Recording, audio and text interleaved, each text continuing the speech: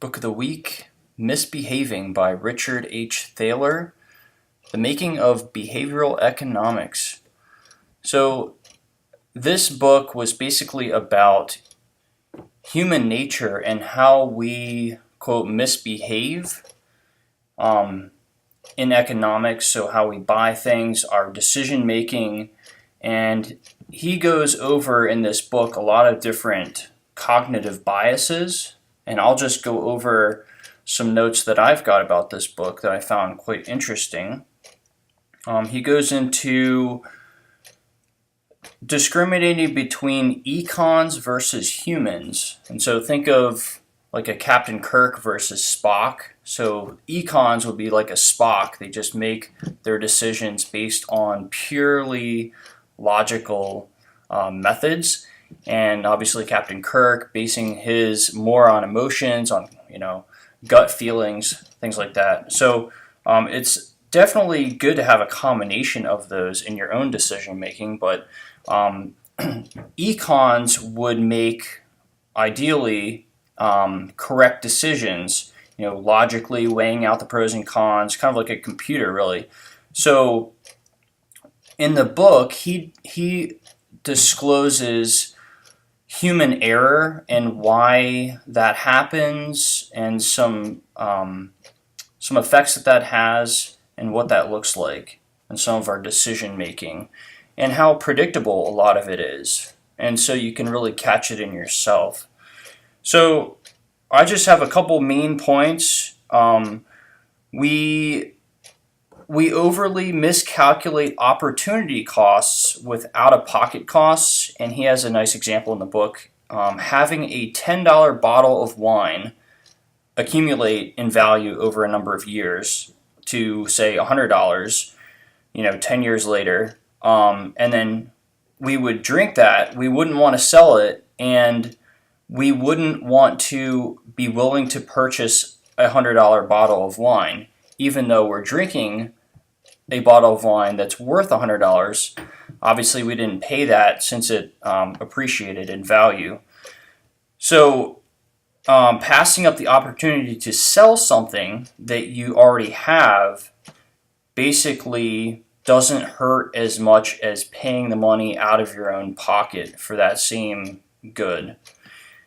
So what he goes on to say is opportunity costs are vague and abstract compared to handing over cash. So we're less likely to really kind of think about it. When we actually have to reach into the back pocket and pull out the cash, our brains start going and we're like, well, I could use this money for something else, and the wine to actually sell it, that's another story. The hassle that would go along with actually selling the bottle of wine and so on and so forth. But that's kind of something that goes along the lines of humans are naturally risk averse, or loss averse rather. So we don't like to lose things. We'd rather, I think it was maybe Ty Lopez that was saying, from one of the books that he reads a lot of books, that the pain of loss is double that of the same pleasure of gaining something. So losing something, let's say $100, would hurt twice as much as the pleasure of attaining $100. And there's some more examples of that actually in Richard Thaler's book here. Another point that he goes over is framing. So when credit cards were first made available, basically they had to charge about 3 cents on the dollar, I believe is the example that he uses here, for that fee. So, but they fought tooth and nail to basically have, let's say, a dollar item. They wanted it to say $1.03, which would be the markup. They wanted that to be the regular price, and then they wanted $1 to be the discount cash price. They didn't want the regular price to be $1, and then the credit card to be a surcharge of 3 cents extra. So it's just a psychological, a framing effect, if you will. And so he goes on to say, paying a surcharge is an out-of-pocket expense versus not getting a discount is only a mere opportunity cost. And this goes along the lines with the endowment effect. So the endowment effect is that people value things that are already in their possession more than they would value things that they would have to go out and acquire. And they've done a lot of different studies on that I won't really go into, but he goes on and cites a bunch of those different studies. So talking a little bit about risk. So people are risk-seeking when in terms of losses. And the example is given the option of losing $100 or making a 50-50 gamble of losing $0 or $200, most people will gamble. So you have the option of basically losing $100, you're going to lose $100, or you have a 50-50 chance of losing $200 or nothing. So most people will take the risk and flip the coin there on that one. Now, it's funny that in the opposite circumstance, if you were to win $100 guaranteed or flip a coin and win either $0 or $200, most people would not take the coin flip there. So it's just an interesting part of human psychology, if you will. And it was interesting talking about long shot bets. People that are down in poker are much more likely to make a small bet on a long shot big win than they are to make a larger bet on a more sure win, a better chance of winning. Also, people at the horse track later in the day are more likely to make long shot bets, which is interesting. Another concept was that people that are ahead in money at the casino are more willing to, or they basically treat their money as house money. And logically, that doesn't really make too much sense. So because money is money, but they treat their winnings as house money, and they don't. It's in like another mental category, which is kind of funny. So they could just walk away with it, and then money's money. But that's an interesting thing. So they're more likely to bet, with that money. More risky kind of bets, that kind of thing, with that house money, which is essentially money. And then another one is that mutual fund portfolio managers are much more likely to take more risks in the last quarter if they're down, using the S&P 500 as a benchmark. In order to try to break even. So it's the same psychology, is that if you're down, it doesn't matter if you're a stockbroker or a portfolio manager or somebody that's in the casino, if you're down and it's getting to the wire, you're much more likely to make a long shot, a riskier bet and try to break even. So he goes on, let's see here. He talks about being present biased. So what that means is that we give things a lot more value that are in the present or in the very near future than things that are in the distant future. We discount the future, basically. He quotes Daniel Kahneman, a really smart guy who wrote a book called Thinking Fast and Slow. And the planner, what he talks about, Daniel Kahneman, the planner or the prefrontal cortex is the part of the psyche that wants the best for your long-term outcomes, like planning, a very thoughtful, a reflective system. And that is system 2.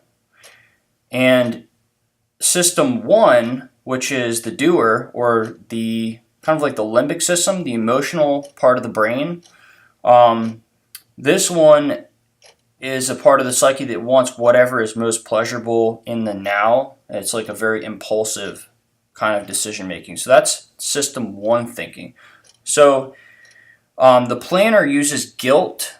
System 2 uses guilt to stop the doer from overconsumption. A lot of people use different strategies of trying to eliminate their system 1, their limbic response, or their kind of gut reaction to situations that are, pressing on their willpower. And there's a lot of research on willpower, about how it declines over time. Throughout the course of the day, you have less and less willpower the more decisions that you make. So that's interesting. But he goes on to say that if you have a predetermined method of restricting yourself of a certain thing or habit or what have you, that we are actually, by using the planner to set up that kind of a system, we are more likely to have a lot more satisfaction than if we just use pure willpower, actually. So I'm not too sure about that one, but that's an interesting concept for sure. And then he goes on to say that hot and cold empathy gaps are basically when you have the feeling of, if you're in system 2, you're planning out, you think you can just do everything, you think you're Superman, and we are a lot more likely to, we think we'll stick to our plans in the future and not give in to the emotional limbic system 1 impulse behaviors. So that's why I think it's nice to have some predetermined set agenda, some basically some boundaries, some guidelines for yourself, so that when you get into system 1, and you don't want to do the things that you said you were going to do, then have some either accountability in place. Like I do accountability calls a lot, and those really help me to stay on track, because if I know if I don't do something, then I'm going to have to check in with my partner and say, I didn't do it, and so I get that effect there of not wanting to let him down or her down, and so that one helps for me. Or even posting up to Facebook, that you're going to do something or make it public. So that also helps. Another practical tip that they don't really talk about too much in the book, but that's something that I use a lot. Let's see here. Some other interesting information. He's saying that it's better to lay off some employees and keep the rest of the employees at their current wage, their current salary, rather than giving everyone a pay cut and being able to keep everybody on staff. And so he goes, people get really pissed when they get a pay cut, and a pay cut is viewed as a loss. And remember that as a human being, we are wired. It doesn't need to mean that we are always going to be that way, but we are kind of born wired to be loss averse, so we don't like loss, and a pay cut is viewed as a loss. But something interesting is that when bosses or CEOs, when they fail to keep up, if they fail to have the pay increase keep up with inflation, then people don't really view that as a pay cut, although it has the same exact outcome as getting a pay cut. Basically, if inflation is going up higher than your pay increase is going up, then you're basically getting a salary cut. But nobody really thinks about it that way. The brain doesn't really recognize it as a loss, and so people are really fine with it. They don't really notice it happening. So that's just an interesting concept there. So there's an experiment that it's the $10 experiment, accept or reject an offer. So you have one person that says, I'm going to give my partner a certain percentage of this $10. I can give you $5, and then I will get $5. And then the second person can say, okay, good deal, or we each get what you say, or we each get nothing. And so they realized that anything over about the 20% margin, so if you say, I'm going to keep $8 and you get $2, so anything over that margin, people would normally accept, and then anything less than that. So even if you're going to get a free dollar or $1.50 out of $10, people will say, nope. They can't tolerate somebody else getting a lot more than they get, even though it's free. So it doesn't really make any sense logically, but emotionally, you're like, oh man, that bastard! I can't believe he's getting $8 and I'm only getting $2. This is not fair. Nobody's getting anything. So you actually don't get free money, just because of that person who you'll actually never see again. So just another interesting game there that they've played. They did a lot of games, simulations, different studies to determine these things. So it was all just a matter of lots and lots of repeated studies that they came out with these things, and they're statistically very apparent that this kind of stuff is happening, which is really interesting. Some calendar anomalies. So stocks tend to go up on Fridays and down on Mondays. January is apparently a good month to hold stocks, especially in the early part of the month, and especially for shares of small companies. And Fridays before holidays are particularly good in terms of stock prices. And he goes on to say that professionally managed stocks basically do no better than the market. And a lot of people are now talking about that. I know Tony Robbins had a good book that just came out on I forget what the name of it was called, Money, I think, Mastering the Game, and he talks about that, how statistically the market is very, very difficult to beat, even if you are a professional stockbroker. So investing in mutual funds, that kind of thing. I'm not an expert on investing by any means, but you definitely should check that out. And I'll just finish up with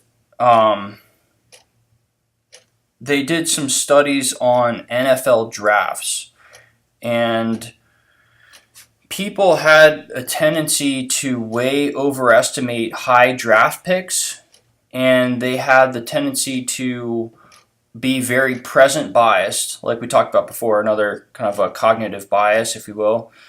And so basically the guidelines of making an effective trade or having a effective draft would be to trade your high draft picks for multiple lower draft picks, and then also to trade this year's draft picks for a better pick next year.